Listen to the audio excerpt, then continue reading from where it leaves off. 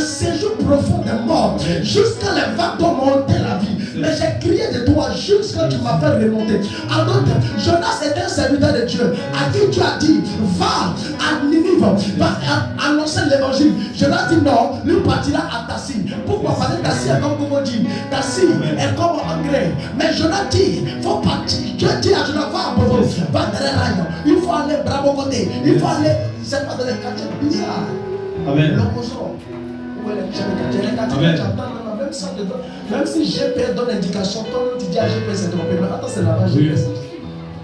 Jonas dit lui ne peut pas aller là-bas parce que là-bas, lorsqu'un habitant se lève, il se lève et machette. Donc Jonas lui préfère aller en gré, ou là-bas tout est boulonné.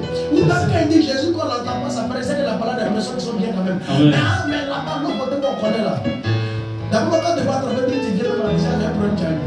Donc Jonas dit lui, il va se cacher et monter dans le bateau des gens pour aller. Et regardez ce qui va se passer. Jonas rentre dans le bateau des gens, des marchands, et ils vont sous la mer, au-dessus de la mer, en plein cœur de la mer. Voici une tempête qui arrive. Et les marchands du bateau, ils ont vu qu'il y a un problème qui est en train de se passer. Et ce problème, qu'est-ce qu'ils vont faire? Et même là, qu'est-ce qu'ils ont fait? Ils ont vu que peut-être il y a un surplus, le nom du pouvoir. Ils ont commencé à jeter les marchandises. À cause de Jonas, ils ont commencé à jeter les commerces. Ça veut dire le prix des commerces. Ils ont commencé à jeter dans l'eau. Parce qu'ils s'est dit quoi? C'est à cause de le taux de marchandises qu'il y a un problème sur l'eau. Donc ils ont commencé à prendre les bagages et jeter dans l'eau. Et il faut que ça continue. Donc qu'est-ce qu'il va faire? Chacun d'entre eux a commencé à tirer au sort pour voir quel est le Dieu parmi nous qui est fâché. Et ils vont voir. Et Jonas tire au sort. Et ça tombe sur le Dieu de Jonas.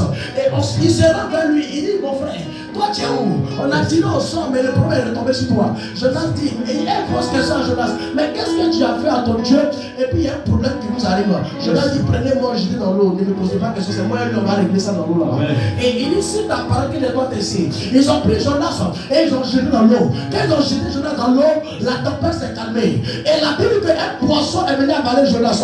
Tu ne peux pas faire 3 jours devant des poissons, mais toi tu vas vivre en chiffre. Avant que tu sois terminateur. Mais la Bible dit, Jonas est mort. Et Dieu l'a envoyé dans le séjour profond des morts. On appelle là-bas le Sheol, Hades. Et la Bible dit, l'âme de Jonas a commencé à se repentir. Il a commencé à demander pardon à Dieu. Est mort. La foi, Dieu sait très bien que l'homme ne peut pas mourir. Si l'homme pouvait mourir, Jonas n'allait pas se repentir. Et puis la foi de Jonas n'allait pas monter au très haut. Et c'est pourquoi, étant dans le séjour des morts, qu'on n'a pas le lieu de séjour des morts, la Bible dit Jonas parle à Dieu. Il commence à se repentir. Et qu'est-ce que Dieu fait? Dieu ramène Jonas de la profondeur des morts. Il le ramène à la vie. Et il donne au poisson d'aller le jeter en bordure. Alléluia.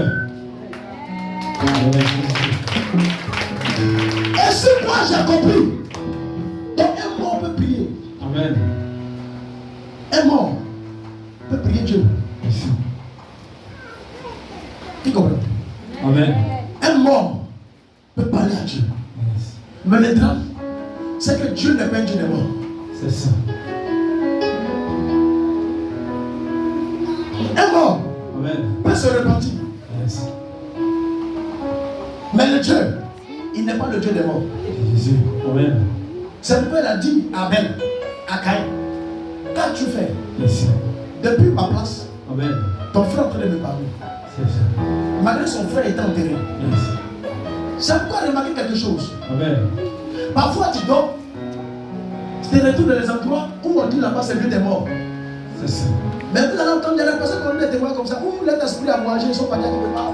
Où là-bas c'est les morts, et puis après ça on revient encore sur la terre. Où les gens ont des témoins. Amen. Parce que je sais que c'est là, moi, et puis certaines personnes vont faire par là. Parce que des gens pensent que quand on dit que tu es mort, un mort c'est fini pour toi. Non, un mort c'est un déplacement. Amen. C'est un voyage. Il n'est pas mort. On peut l'appeler, il va revenir. Alléluia. Vous ne voyez pas nos parents? Quand ils soulèvent, c'est qu'il n'y a pas de parti là. C'est qui ça passe, c'est le mort.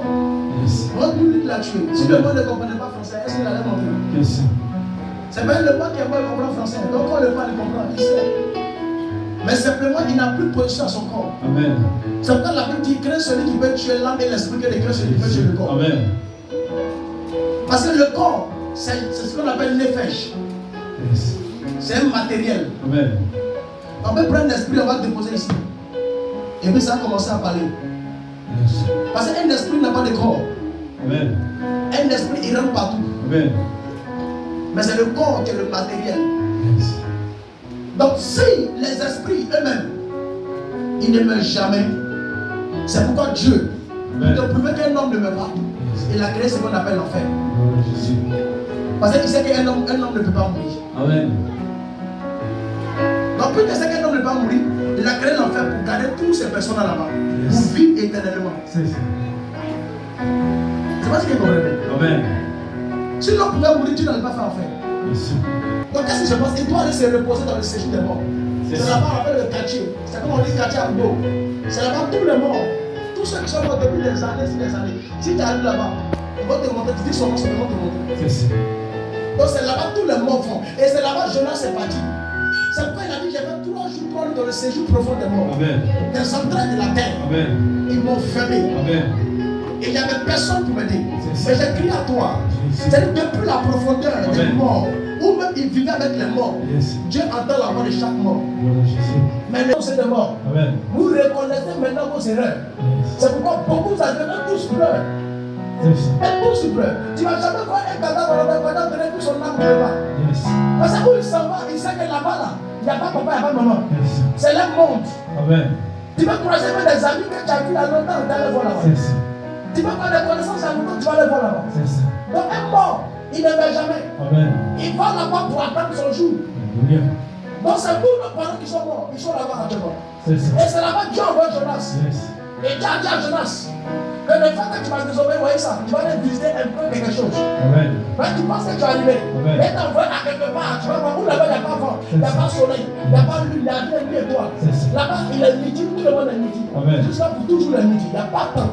Parce que là-bas le chrono ne fonctionne pas. On appelle le lieu de séjour des morts. Donc quand Jonas est arrivé là-bas, Jonas a compris que là où il était auparavant, puis là où il est arrivé, c'est différent un peu.